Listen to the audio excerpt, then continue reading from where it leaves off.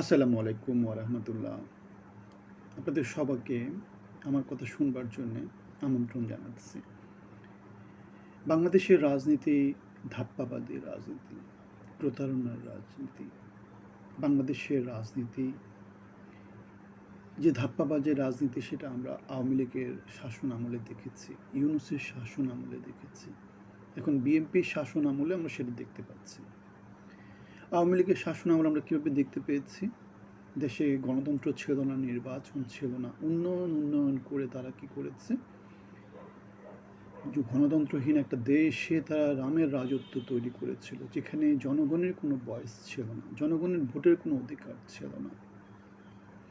তারা দেশে বিদেশে নানা জায়গা থেকে ঋণ নিয়ে এসে দেশে নানা রকমের অবকাঠামো তৈরি করেছে, যে অবকাঠামোগুলা দেশের জন্য, ভবিষ্যতের জন্যে ভালো হবে কিনা তার কোনো হিসাব নিকাশ তারা করেনি। তারা বিদেশ থেকে নানা রকমের ঋণ নিয়ে এসে দেশে দেদারসে খরচ করেছে। জনগণ উন্নয়নের একটা স্বাদ পেয়েছে, কিন্তু এখন সেই উন্নয়ন কার্যক্রমগুলো, যে ঋণগুলো নিয়েছে, সেই ঋণগুলা এখন বাংলাদেশকে শোধ করতে হবে। এবং সেই শোধ করতে গিয়ে বাংলাদেশ এখন কিভাবে শোধ করবে? বাংলাদেশের তো শোধ করার মতো সংস্থান থাকতে হবে। এখন বাংলাদেশ, আমরা দেখতে পেয়েছি, ঋণের ফাঁদে বাংলাদেশ পড়ে গেছে। গনি মিয়া গরিব কৃষক মেয়ের বিয়ে দিবে, সেই জন্য সে কী করেছে? গ্রামের মোড়ল থেকে ঋণ নিয়েছে, ঋণ নিয়ে ধুমধাম করে বিয়ে দিয়েছে। এখন গনি মিয়া যে ঋণ নিয়েছে, সেই ঋণের সুদ আসল পরিশোধ করতে গিয়ে সে তার জায়গা জমি, গৃহস্থালী যে সম্পত্তি, গরু তরু সব কিছু বিক্রি করে দিতে হচ্ছে। বাংলাদেশের অবস্থা হয়েছে এখন সেই রকম অবস্থা। 2001 থেকে 2006 বাংলাদেশে বিএনপির যে শাসন আমল ছিল, সেখানে বাংলাদেশে বিদ্যুতের সংস্থান ছিল না। কৃষকেরা বিদ্যুতের জন্য, সেচ পাম্পে বিদ্যুতের জন্য যাতে তারা ফসল উৎপাদন করতে পারে, সেই জন্য চাঁপাইনবাবগঞ্জের কনসার্টে গুলি খেয়ে মারা গিয়েছিল। বিদ্যুৎ দিতে পারেনি বাংলাদেশের সরকার। ধাপ্পাবাজির রাজনীতি করে গিয়েছে। দেশে লোডশেডিং, 24 ঘন্টার মধ্যে 3 ঘন্টাও বিদ্যুৎ থাকতো না। এখন তারা 2 মাস ক্ষমতায় এসেছে, 2 মাসের মধ্যে তারা বলা শুরু করেছে হারিকেন দিয়ে দেশ চালাতে হবে, এমন একটা অবস্থা। এখন যে ধাপ্পাবাজির ব্যাপারটা, সেটা ইউনূস কিভাবে দিয়েছে? ইউনূস ক্ষমতায় এসে দেশে উন্নয়নের কথা বলেছে, অগ্রগতির কথা বলেছে, কিন্তু আমরা দেখেছি সে দিন শেষে কি করেছে? তার আখের গুছিয়ে নিয়েছে। কিভাবে আখের গুছিয়ে নিয়েছে?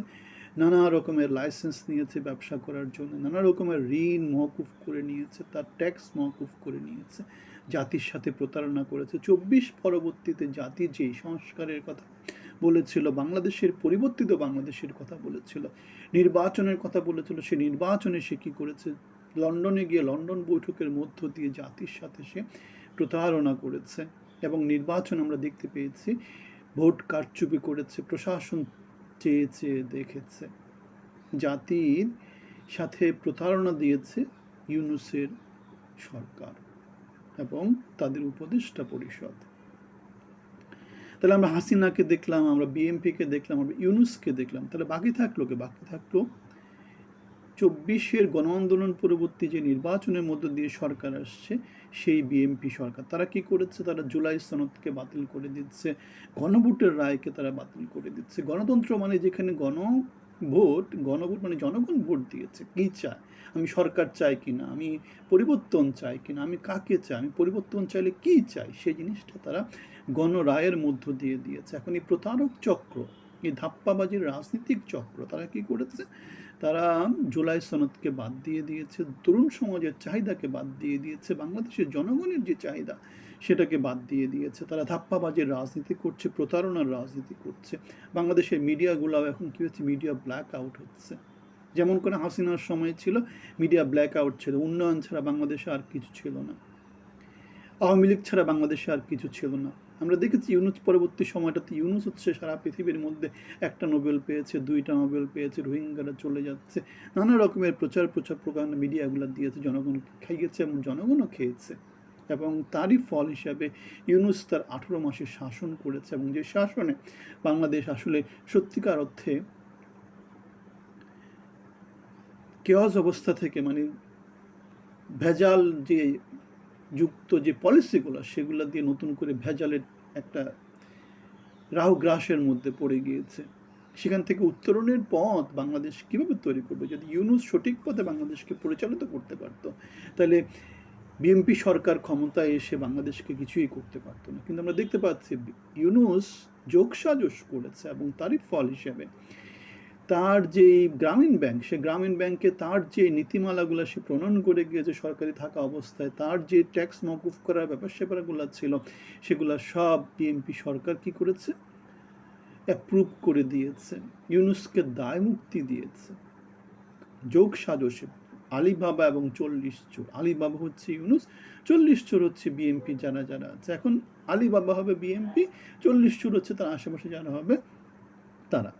আমরা দেখতে পেয়েছি ঘুম নিয়ে বিএনপির যে নেতা ইলিয়াস আলী, তার ওয়াইফ ঘুমের বিরুদ্ধে কিন্তু সে ভোট দেয়নি, সে ঘুমের পক্ষে ভোট দিয়েছে। কারণ আমরা দেখেছি ঘুমের প্রতিরোধ নিয়ে ইউনূস সরকার নানা রকমের অধ্যাদেশ দিয়েছিল, নানা রকমের সংস্কার প্রস্তাবনা দিয়েছিল, সেগুলোর বিরুদ্ধে বিএনপি সরাসরি অবস্থান নিয়েছে, গণভোটের বিরুদ্ধে অবস্থান নিয়েছে, জনগণের জনরায়ের বিরুদ্ধে অবস্থান নিয়েছে। সুতরাং জনগণের সাথে ধাপ্পাবাজি এখন বিএনপিও দিচ্ছে, সামনে যারা সরকারে আসবে তারাও দিবে। কারণ অযোগ্য নেতৃত্ব, অদক্ষ নেতৃত্ব, ব্যর্থ নেতৃত্ব আমরা দেখেছি হালুয়া রুটির ভাগকে কত দূর পেতে পারে তার চেষ্টা সব সময়। আসিফ মাহমুদ, সজীব ভুঁইয়া নিয়ে কত রকমের প্রচারণা পত্রিকার মধ্য দিয়ে আমরা পেয়েছি। বর্তমানে কালের কণ্ঠরত নানা পত্রিকাতে নানা রকমের নিউজ এখনো হচ্ছে। সৈয়দা রাজওয়ানা হাসান তাসান কারা কারা আছে, সবার বিরুদ্ধে নানা রকমের অনিয়ম, লুটপাটের অভিযোগ আমরা দেখতে পেয়েছি। সুতরাং ইলিয়াস আলী এবং তার ওয়াইফ, তারা যে ঘুমের ব্যাপার স্যাপারগুলো ছিল, সেই ঘুমের ব্যাপার স্যাপারের বিরুদ্ধে বিএনপির যে সরাসরি বিরোধী একটা অবস্থান, ঘুমের পক্ষে অবস্থান নিয়েছে, মানবাধিকার লঙ্ঘনের পক্ষে অবস্থান নিয়েছে, ডিজিটাল সিকিউরিটি অ্যাক্ট যেগুলো নিয়ে গত 17 বছর 18 বছর নানা রকমের প্রচারণা ছিল, নানা রকমের আন্দোলন সংগ্রাম ছিল, সেগুলোর বিরুদ্ধে বিএনপি অবস্থান নিয়েছে। বিএনপি এখন সব কিছুই চাচ্ছে, হাসিনা সব কিছুই ভালো, শুধু হাসিনা খারাপ। সুতরাং তারা সেই নীতিতেই দেশটাকে এখন চালাচ্ছে। আমরা দেখতে পেয়েছি বিএনপির বর্তমান মন্ত্রী পরিষদে আওয়ামী লীগের কারা কারা আছে। শেখ সেলিমের ভাগ্নে আন্দালিব আছে, শেখ ফাহিমের শালক ববি হাজ্জাজ আছে, শেখ নাইমের শ্বশুর ইকবাল হোসেন টুকু আছে, ইকবাল মাহমুদ টুকু আছে। সুতরাং এই অবস্থায় আমরা দেখতে পেয়েছি বিএনপি, আওয়ামী লীগ, লুটপাটকারী চক্র যারা যারা আছে তারা মিলেমিশে একাকার হয়ে গেছে। এসালামের যে 5টা ব্যাংক সেগুলো আবার তারা ফেরত পাচ্ছে। এসালামের কেশিয়ার কারা সেটা আপনারা জানেন, জীবন্ত সংবিধানকে সেটা আপনারা জানেন। আমরা বাপের দোয়া ক্রিকেট বোর্ড পেয়েছি, আমরা গার্মেন্টস ফ্যাক্টরির এমডিকে আমরা বাংলাদেশ ব্যাংকের গভর্নর হিসেবে পেয়েছি, আমরা নির্বাক চলচ্চিত্র হিসাবে সংসদে অনেককে দেখতে পাচ্ছি। এ অবস্থায় আমরা খুব নির্দ্বিধায় এটা বলে দিতে পারি যে বাংলাদেশ দিন দিন খারাপ থেকে খারাপের দিকে যাচ্ছে। জনগণের জন্য, ভালো করার জন্য, জনগণের মঙ্গলের জন্য যোগ্যতা ভিত্তিক কোনো কিছু আমরা দেখতে পাই না। আমরা দেখতে পাই চোর আলিবাবা এবং তার 40 সাগরেদ নিয়ে বাংলাদেশকে লুটেপুটে খাওয়ার চক্র বারবার সামনে চলে আসে। ইউনূস এসেছে, হাসিনা ছিল, এখন বিএনপির মধ্য দিয়ে নতুন একটা চক্র বাংলাদেশের সামনে এসেছে।